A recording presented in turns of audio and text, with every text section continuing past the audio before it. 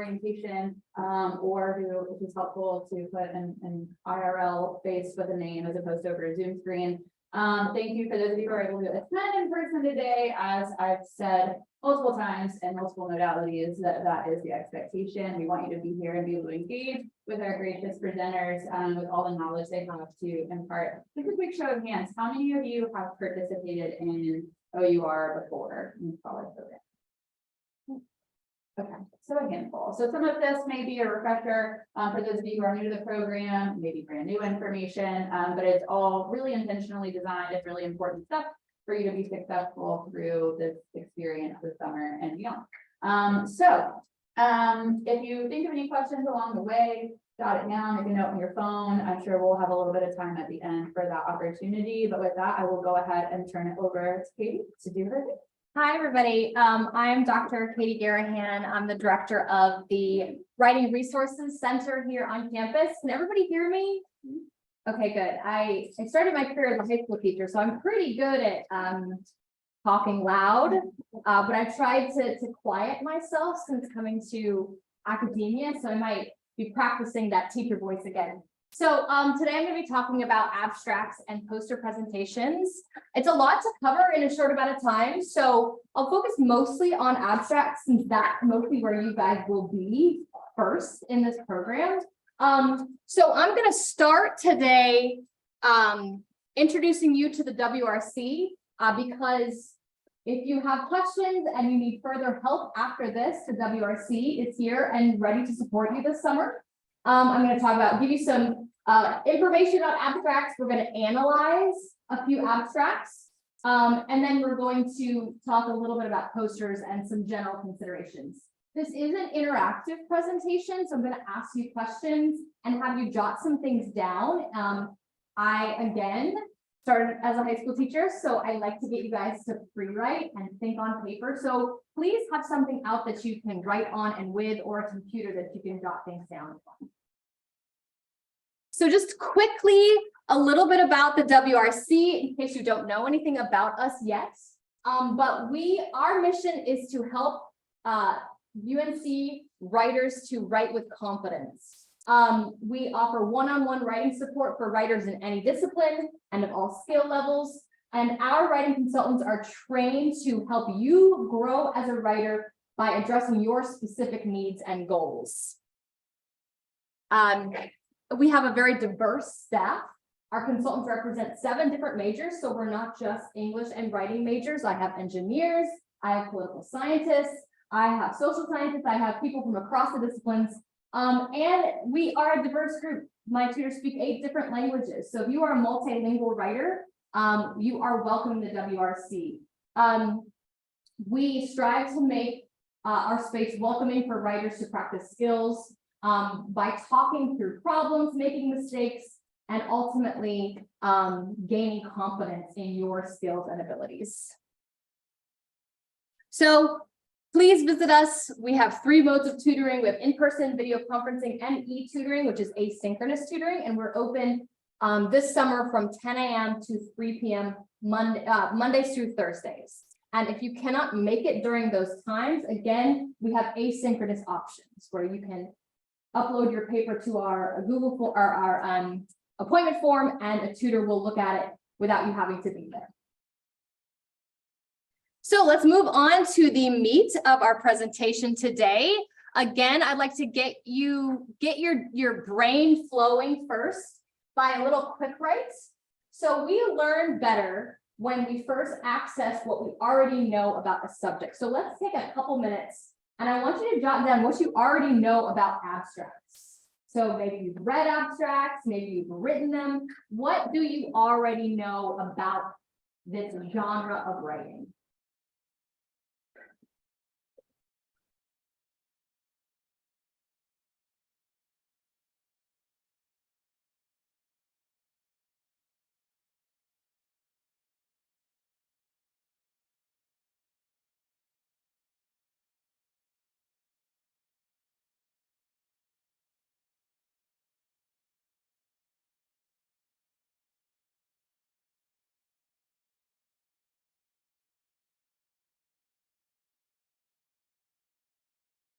And as people are jotting down, does anyone want to share what you already know about this genre?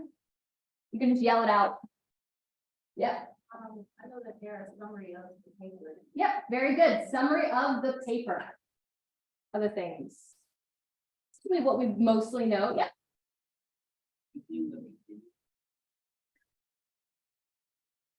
Okay, it's usually at the beginning, and he said it's usually an APA format. It is in a format that can be dependent on the field and the publication venue. Other things you guys know? Yep.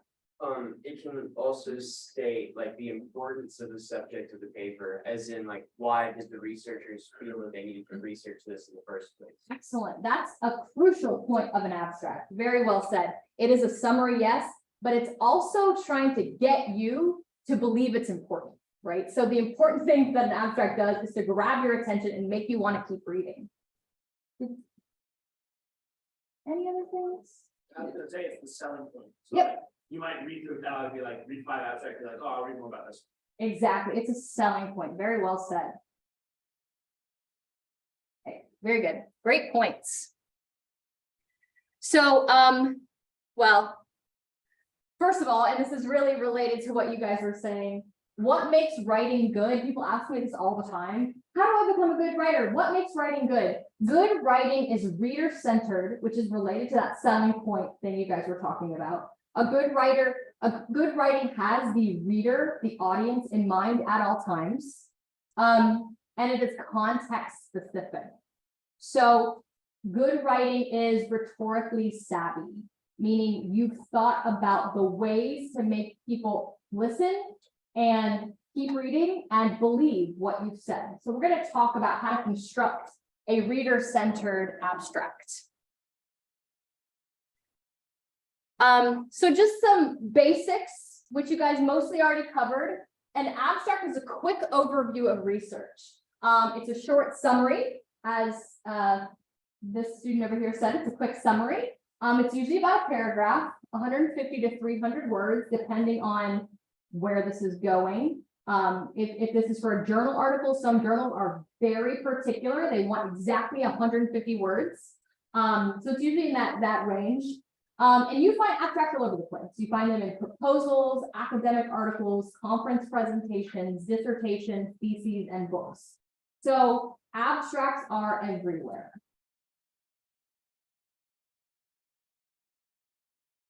So the purpose of an abstract, which you guys have kind of already covered in what we talked about, one, it's to pique a reader's interest, to sell them on your paper to keep reading. Two, it's to give readers a general understanding of your research very quickly. So if I'm a scholar and I'm trying to do a study of, what did someone say the other day? The circadian rhythms of shrimp. I need to read a lot of things about what other people have done with circadian rhythm. And I need to look at these articles quickly to decide if they're important to my research. So I'm going to look at a lot of abstracts, and they have to give me a basic understanding really quickly. They provide the reader with a skeleton of what your paper is going to look like. And they prepare the reader for the complexity of your methods, results, and discussion. So some people may be thinking, and I know I was the first time I wrote an abstract for a scholarly publication. I was like, my writing is so complex, my argument's so complex, how can I distill it to 150 to 300 words?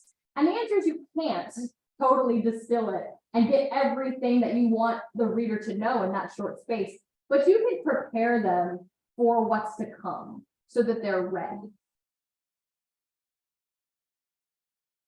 So let's take a look at an example. So we're going to look at a couple examples, and then we'll distill, we'll create kind of the outlines of what the reader should, of what an abstract should look like based on these examples. And I pulled these examples randomly from articles, and they're not perfect.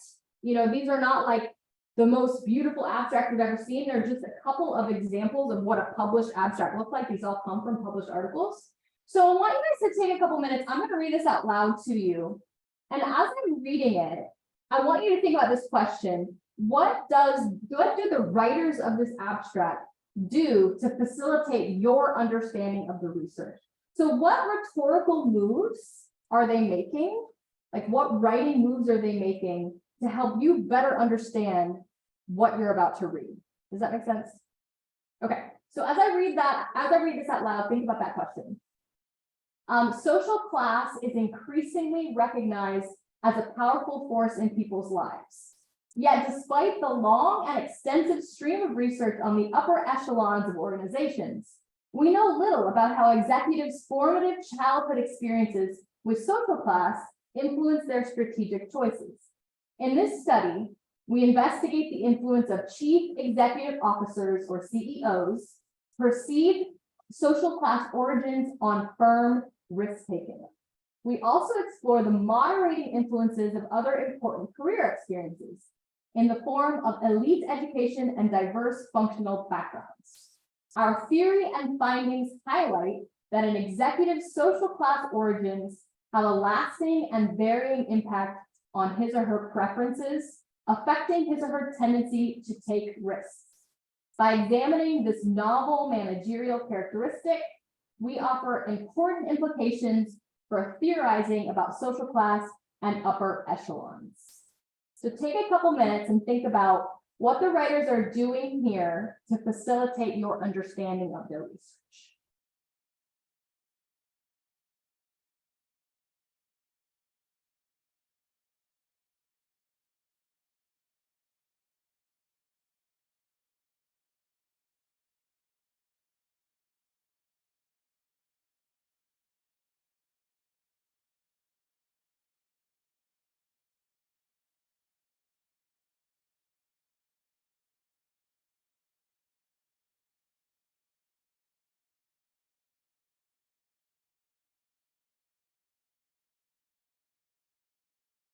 When you're ready, if anybody wants to share, we can talk about it. Yep. At least in the beginning, it pulls you in by having this statement and then putting the yet. Despite the long and extensive stream of research, we know little. So this is how we're going to kind of add to that knowledge. Exactly. So that yet is doing a lot of work there, right? Because it's shifting you to what we might call a gap or a lack of knowledge we have about a topic. Good. And you said, at least in the beginning, they're pulling you in, you said? Yeah. So they start with a very broad sentence. Social class is increasingly recognized as a powerful force in people's lives. So that sentence clues you in. Okay, well, this paper is going to be at least broadly about social class. Good. Other things that you notice. Yep. So towards the end, they kind of like they tie in their research problem or topic into what they're actually studying, and then toward the end they say, and this is why this is important for the field as a whole. Exactly. Yeah. Very good. They construct a problem that, though we have all this research on the upper echelons of organizations, we don't know much about formative childhood experiences with social class, impact how CEOs make decisions. And then they say, ta-da, we're going to do that. Right. Good. Other things you notice that they do well. Yes. They provide their kind of reasoning as to why they did this. They use keywords like in the study, our theory and findings, by examining. Great points. They're using, and you guys are really picking up on the linguistic choices here, and I'm really happy to see that. They're using transitioning phrases and keywords so that it's very easy for me as a reader to follow it. Like, if ever you're going to use kind of some obvious wording to help a reader follow your argument, and abstract's a really good place to do it.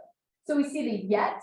That yet's doing a lot of work to shift us into the problem in this study. And it's really crucial in abstracts and really throughout academic writing to make sure you're clarifying when you're talking about your own study and when you're talking about other studies. It can feel really repetitive in academic writing to continually say, in the present study, in this study, but you want to keep your reader knowing when you're talking about your own stuff and other people's stuff. Good. And then our theory and findings, good. By examining, yeah, there's a lot of good connecting words there, really good. Other things you guys notice? Saw another hand, yep. You can see you can see where the writers build the expectation of the research. So there's the study on perceived social class origins on firm risk taking. So you assume it would be in the paper. And also the moderating influences of important career experiences in elite education and diverse functional backgrounds. So I think elite education and diverse functional backgrounds would be in the paper. Exactly. These are going to be our major, what's the word I'm looking for? Moderating influence. Yeah. Other things? Yep.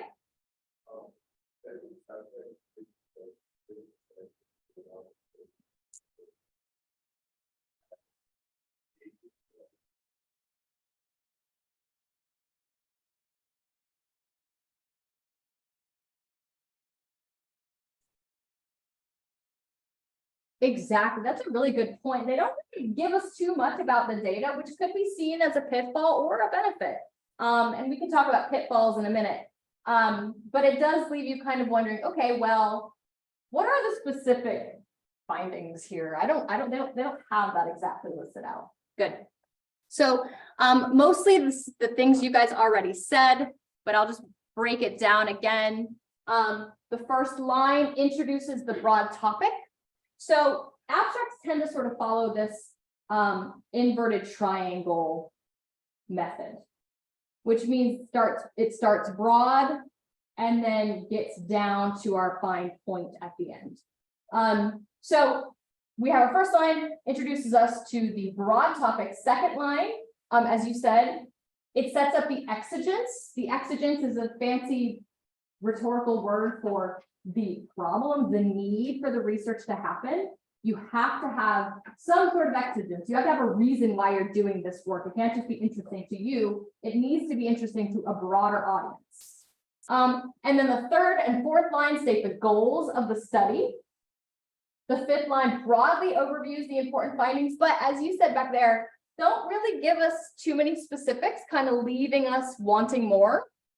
And then the sixth line hints at the implication for the field. And I say hints because I find this line to be vague.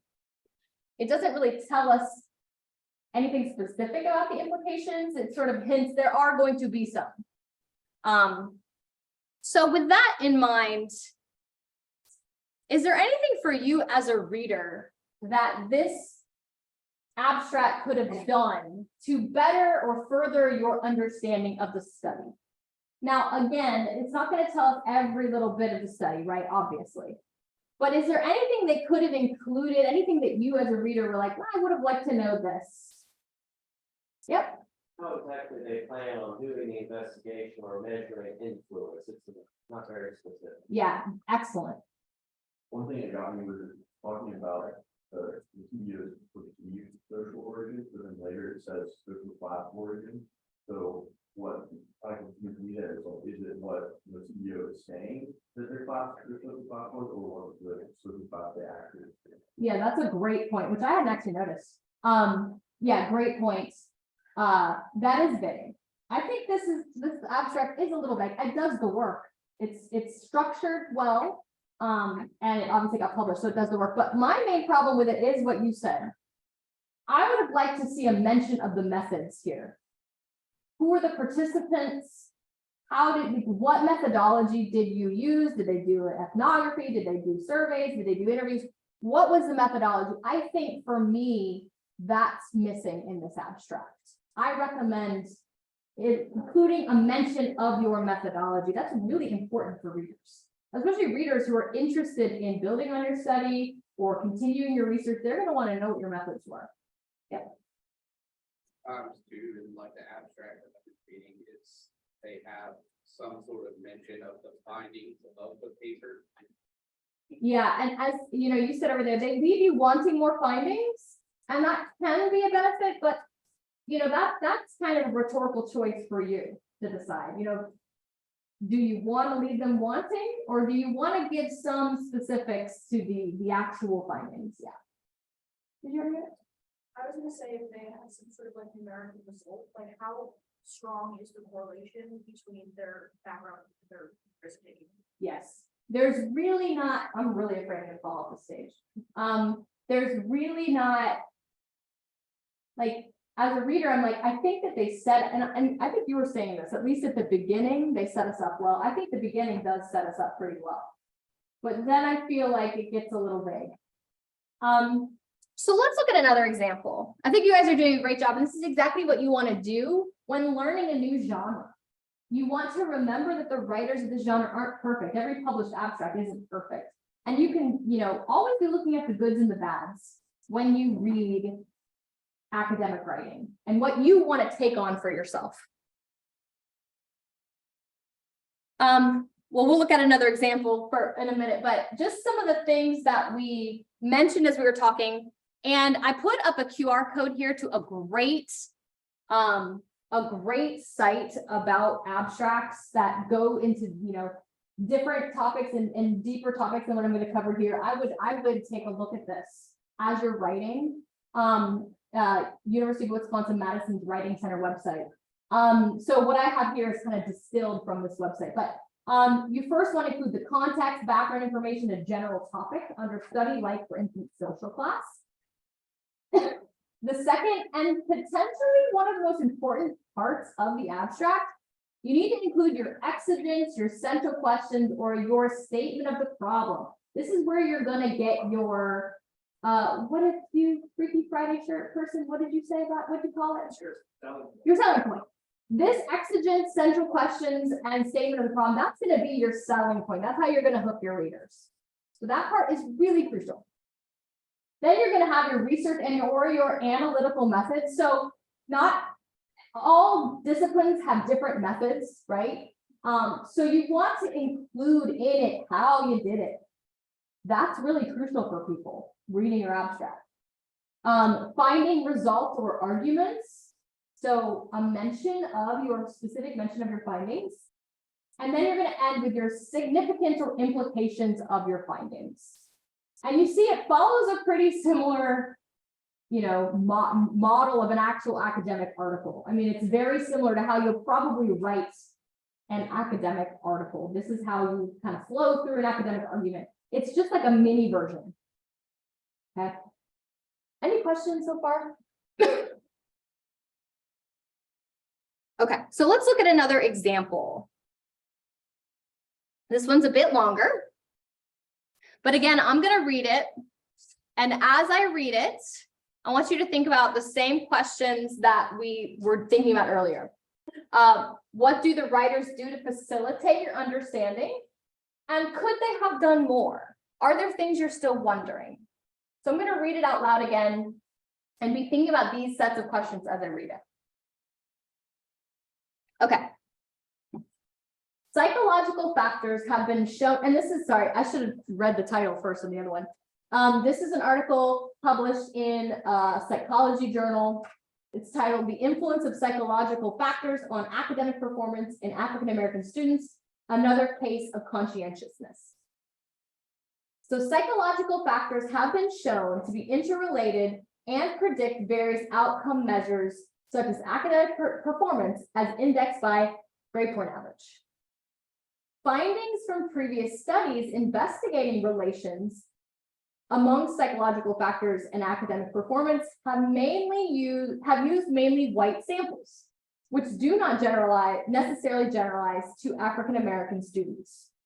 Building on the academic prediction research, along with examining the role of conscientiousness and academic performance, the present study examined the relations among the psychological factors of self-esteem, self-efficacy, intrinsic motivation, extrinsic motivation, conscientiousness, and academic performance using a sample of African American students, 205.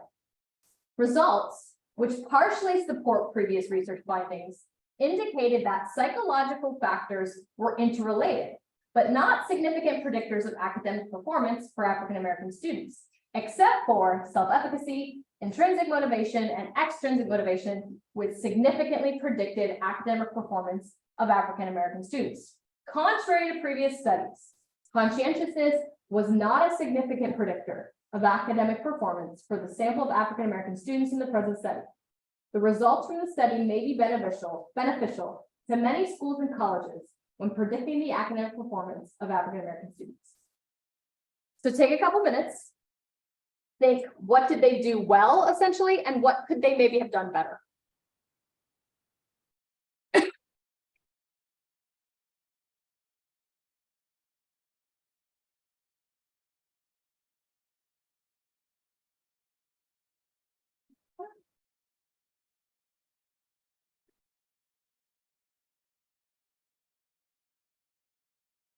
They did a much better job of like actually reading some of their findings and how that applies. Good, yeah. Anybody else think that in reading it? Yeah, they did a really good job of giving us a taste of their findings. Like, we have a pretty good sense from this abstract. I mean, you could cite this paper, you know, just having used this abstract, really. We know what factors did and did not predict academic performance for African American students. They laid that out pretty well. Good. Other things that you thought they did well? Yep. Like research methods and kind of see, using a sample of African American students, and it's an N 205, so you know that that's the sample size. We have the participants, we know who they are. We have the sample size. And then also previously referenced the academic prediction research, so we know they're working from a model that has already worked in the past. Good. And I think providing that, building on the academic prediction research, with like really kind of like makes their findings stand out. Good. Other things you saw that you thought they did well? Or things you thought maybe could have helped you more, or you didn't think were so great?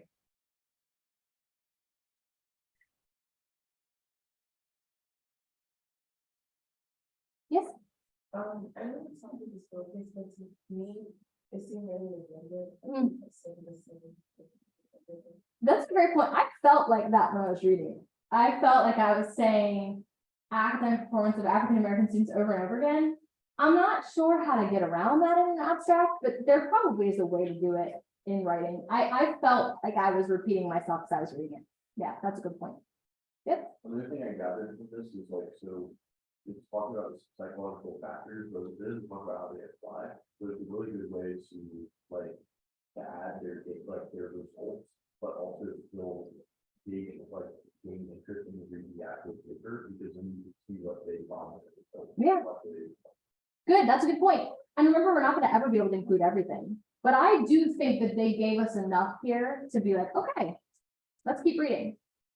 I would have maybe liked to know how they, like, did they do a survey? What were there? I mean, I'm assuming this is survey-based research, but we don't really know that because there are different ways of measuring like self-efficacy. I would have liked to know maybe a mention of a word for their methodology here. Good. Any other things? Okay, good job. So again, just kind of laying out what we, you know, the kind of step-by-step methods here for writing an abstract. They start context and general topics. So again, you kind of have that triangle. They start really broad. They bring in previous research to create an exigence, and they have a strong exigence here. We have all this previous research on what, you know, what factors predict academic performance, but our samples have been mostly white. So they do a good job here, I think, of selling this to us. They have their general goal and purpose. They include a bit of their results. I think a nice chunk of their results. And then they have an implication sentence. If I was going to pick a weak point of this abstract, for me, it would be the last sentence. That sentence doesn't really say much. Like, well, people might be able to use this research. Well, yeah, hopefully, right? I think that could be a bit more specific. I wanted to ask you guys, this gentleman over here with the headphones, it was so good of you earlier to pick out the phrases that were doing a lot of work. I think that is maybe a weak point in my presentation I'm gonna change for future. But let's together kind of look at some of those connecting phrases that they use that help us follow this research well. Yep, I think one thing for me that makes it kind of less engaging than the previous abstract is that a whole lot of it is passive language, and it's studies have shown, things have blah, blah, blah. okay, so we're gonna talk about that in a minute. Just hold on, hold that thought. We're gonna talk about passive voice and active voice in a minute. Yes? Yeah. Some builder, previous research,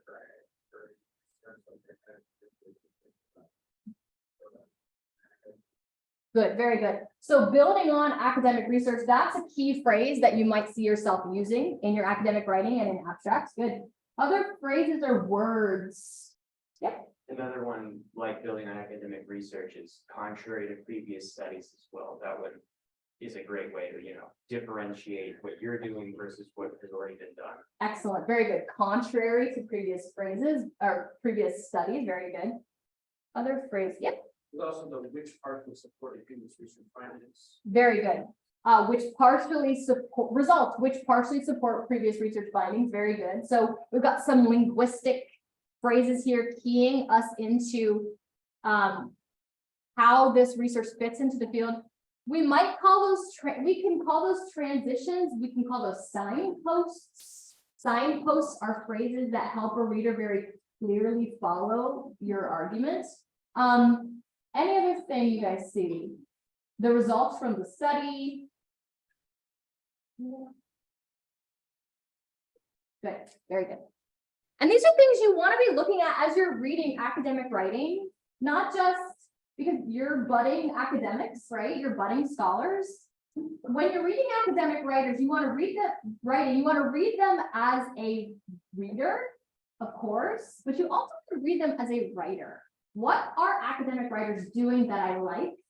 And what moves are they making that I can emulate in my own writing? Good writers are inevitably good readers as well.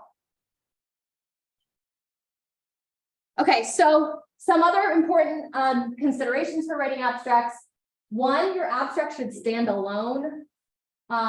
Readers should not be required to look at your paper to get the gist of your research. We've kind of already talked about that. Two, and this one's a hard one. It was hard for me when I first wrote an academic abstracts, is that they don't include citations usually. That can feel a little bit like standing naked in front of the class. Like, I don't have anybody I'm drawing from. I'm just writing on my own knowledge. That can be a little tricky when you're first doing this, but you really want to focus on your work. And of course, you should broadly refer to other research, as you've seen in the abstract we looked at, but you're not citing anybody, you're definitely not quoting anybody. Abstracts are context specific. So journals, grant awarding bodies, conference organizers almost always ask for some specific things in their abstract. So if you're publishing to, for instance, the first time I published in an academic journal, I was actually a research assistant for an engineer. So I was writing in a field that I wasn't even in. I got a PhD in English. And luckily for me, that journal was super specific about what they wanted. They were like, we want the first line to do this, the second line to do this, the third line to do this. That's not often the case, but you want to pay close attention to what the body that you're publishing with is asking you to do. And then we're going to get a little bit more into this. The verb, tenses, and pronouns that you use in abstracts are discipline specific. Okay, so let's dig into that just a little bit.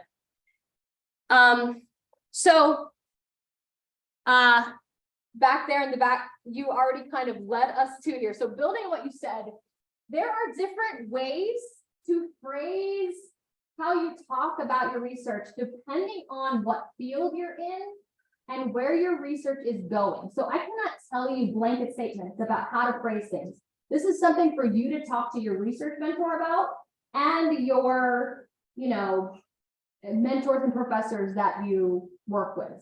The first time I ever, again, published in a journal, it was an engineering journal. And their requirement was that you never use first or third person. I'm in the humanities, like I have degrees in English. And we use first person all the time. So I had to kind of figure out how for this specific journal, I didn't use first or third person, right? And I ended up having to use passive voice. Yes? So let's go through it a little bit. So first person is the use of I and we. I is singular first person, we is plural first person. Often first person is used in the humanities, sometimes it's used in the social sciences. So for instance, in the first abstract we read, they use first person plural. In this study, we investigate the influence of chief executive officers or CEOs' perceived social class origins on firm risk taking. So that we is the first person. Usually if you use first person, you're using active voice. So active voice is when you have a subject in a sentence like we or a person doing something and a verb. So for instance, I walked my dog. I am walking my dog. If I take that sentence and I make it passive voice, the dog was walked by me. So in that sentence, the subject, the dog, is not doing the action. I am doing the action, but I've switched it around so that I'm not in the subject position. We don't need to parse the finer points of grammar. Come to my office if you want to do that later, but so first person is often not used in the sciences. Sometimes it is, sometimes it isn't. So again, this is something to talk to your advisor about. So if you're not supposed to use first person, here are some ways to do it. So second person, as you asked, second person is you, using you. You're never going to use second person because you're not going to refer directly to the reader in your academic writing. Colloquially or verbally in English, we use you to sometimes mean like the general person. Like if you're going to the store, first you got to do this. You don't want to really ever use that in academic writing. You don't ever want to use you unless you are directly referring to the person reading your paper. So you're not going to do that in your scholarly writing, okay? So here are the ways to avoid first person if that's something you need to do in your discipline. You can refer to the study itself. So the authors investigate the influence of parents on social acceptance. So you're referring to the authors as sort of like disembodied, like, yeah, you're talking about yourself, but you're avoiding first person by using the word the authors. Or the present study examine the relations among psychological factors. So this is the thing you kind of had a problem with. And it does make the writing, to me, sound a little weird. But it's kind of the nature of the beast sometimes with academic writing. And then the other way to do it is by using passive voice. So again, this is when you remove the actor from the subject position in the sentence. So for instance, data were collected from undergraduate students using surveys. So here, obviously, the author collected the data, but they're making it passive, saying data were collected. This is something we typically avoid in the humanities, but it can be used to avoid first person in other disciplines.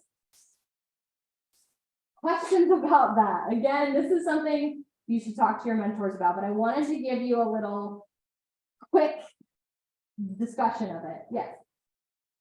Is there any practical reason why they use like a subset of English? Are they starting technical research from non-academic fields, or they just use completely normal English and gets across perfectly fine? So as someone from my field, this sometimes seems like needless obfuscation. Yeah, I think it's, I don't know that there's a reason for it. I'm sure that there is, like, I'm sure there's this removing yourself from the removing yourself from the language gives more of an objective feel to the writing. So if you're in a field where objectivity is really crucial, it can feel more objective. Does that make sense? but these are all rhetorical choices. So they're really dependent on the rhetorical group. So the answer to that is, I haven't done like a deep study of it. I would imagine objectivity and subjectivity are probably factors.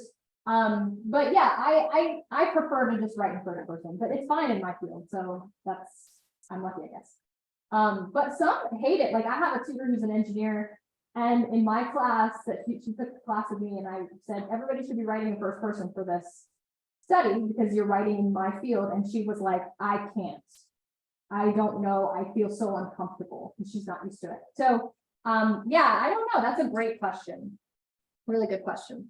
Other questions? Yes. In terms of like what we're doing for this letter, since we kind of listening to the OUR, how is it that like you were wanting us to format? So that's something to ask your OUR folks. I would imagine you guys are going to have them just do what is the thing they do in their field. Like, Absolutely, yeah, this should be as practical for your context as possible. So we're not gonna have any kind of specific expectation and as far as formatting in first person or passive voice, whatever makes sense for you. Good. so verb tense, I'm not going to get too into the weeds with verb tense right now. It's just too much. Because different fields again have folks use different verb tenses like past or present tense. In the humanities, we always use present tense. That's again something to talk to your mentors about. But I think that the UW site has a really good description of it if you want to check that out. I know that that's probably a lot, and I obviously can't cover everything that there is to know about writing disciplines specifically in an hour, but this is hopefully giving you the language to talk with your mentor about it.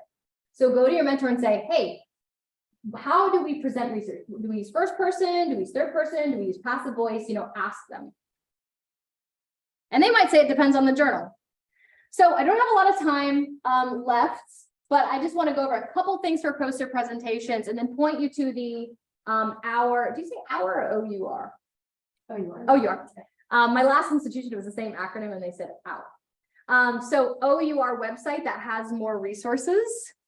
But just some things to think about, and your brains might not even be able to like absorb anymore today. But as I've said over and over again, when you're creating a poster presentation, you want to keep your audience in mind.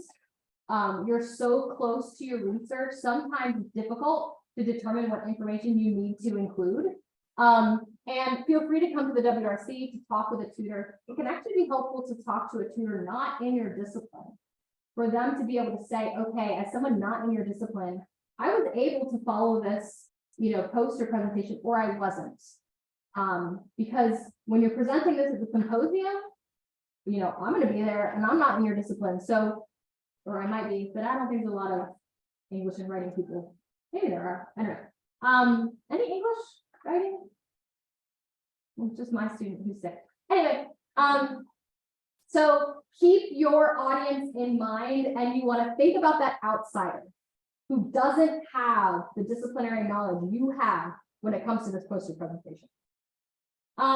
You want to make sure you've got white space. So the layout and format of your poster is going to be so important. Folks are attracted at a glance. So again, you want to sell them to come over and talk to you about your research. You don't want to overwhelm your audience with a totally full poster of words. You want to make it nice and aesthetically pleasing with a good bit of white space. Conciseness is key. So saying as much as you can in a small amount of words. We can help you with this in the Writing Center if you need help. You want to make sure you're using the right verb tense. Use charts, graphs if you can. And again, I'm really trying to sell you on the WRC right now.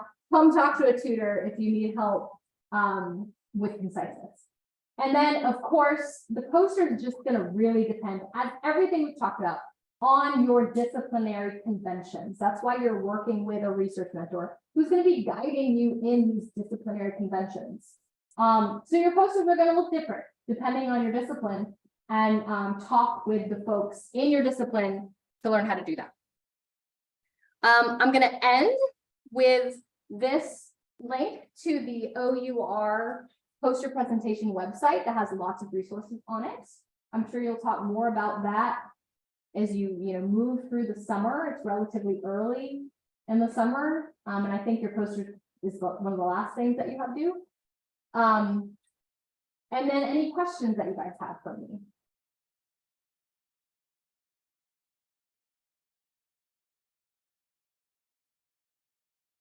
Yes.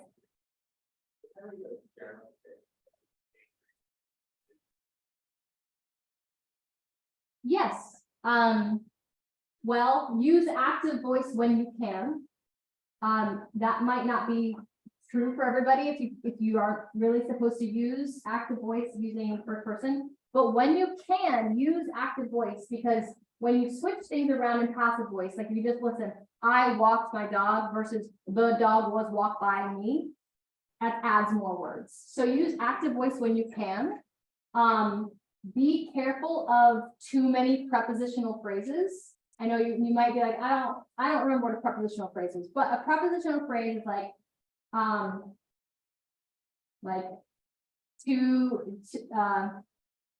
can't tell you, look it up. Try to avoid too many prepositional phrases. Read your writing out loud. And when you're reading it out loud, and if you hear yourself repeating the same words, go back to those sentences and see if you can rearrange the sentence to only use that word once. And the biggest tip I have for conciseness is to revise your writing. If the first time you write, often you are just getting your thoughts down and they might be clunky at first. Like anytime you're trying to explain something, whether it's verbally or in writing initially, it's going to be clunky. You're not going to exactly know how to word it. So it's probably going to be too wordy. So get that draft down, step back, take a little time, read it and read it out loud. And you will probably be able to hear the clunkiness. Now, if you find yourself having a really hard time getting rid of that clunkiness, have a reader read your paper. So come to the WRC, have a trusted friend, get someone to read it with you and have them read it out loud to you.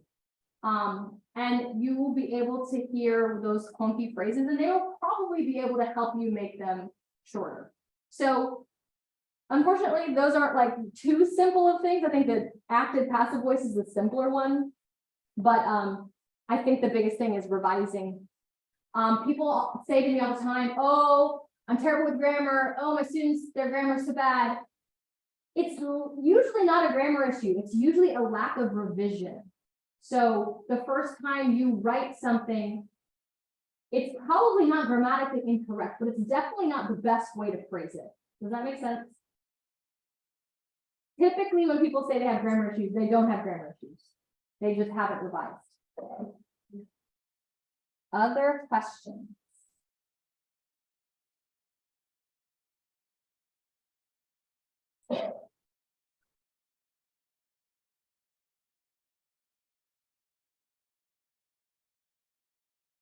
I'm a high school teacher, so I'm really good at wait time.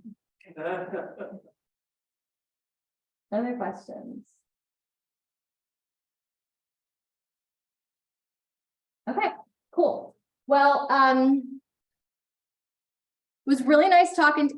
Okay, we have some time. Let's take like 3 minutes, because the best way to remember something is to immediately recall it. So if you think you know something, but then you don't immediately recall it, it'll leave your brain. So let's take a couple minutes and I just want you to write down anything you learned, things you want to remember, stuff you want to think about moving forward as you write abstracts and just academic writing in general.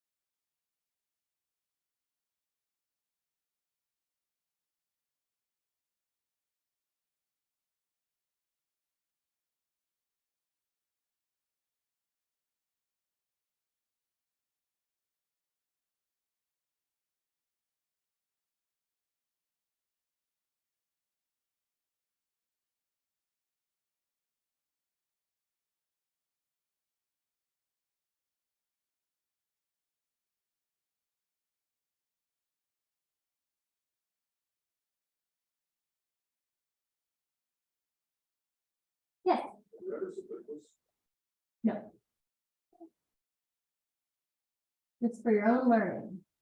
The learning process begins with accessing your prior knowledge, learning a new skill, and then reflecting on that skill. That's how you codify your learning. Okay, so come to the WRC. We can help you. We are open in the summer. We have a short opening. Usually in the school year we're open. We have appointments from 9 a.m. to 9 p.m. Monday through Thursdays, and we have Sunday hours, but we have shorter hours in the summer, Monday through Thursdays, 10 a.m. to 3 p.m. Go to our website, which I just made, so it's a work in progress. Call us, email us, you can schedule appointments, uncc.mywconline.com. You can also just go to our website, either way. Any last questions? Before I hear rustling, I'm also a high school teacher in the background. So, before you start packing everything up, Pearson's going to put up a QR code for attendance. So that's super important that you go ahead and scan that and make sure that we are able to see who is here today. So you don't get in trouble. Take your best interests. All right, thank you guys so much. It was so nice chatting with you. Thank you for all the great participation. I really appreciate that. I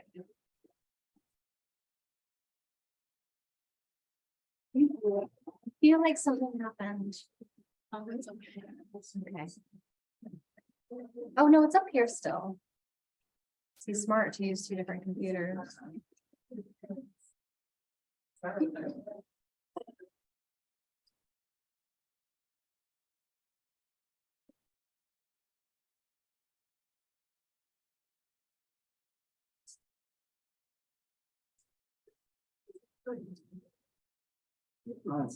I'm Katie. Fabulous. I really enjoyed the presentation. Sure. I was wondering, are you available for guest lectures?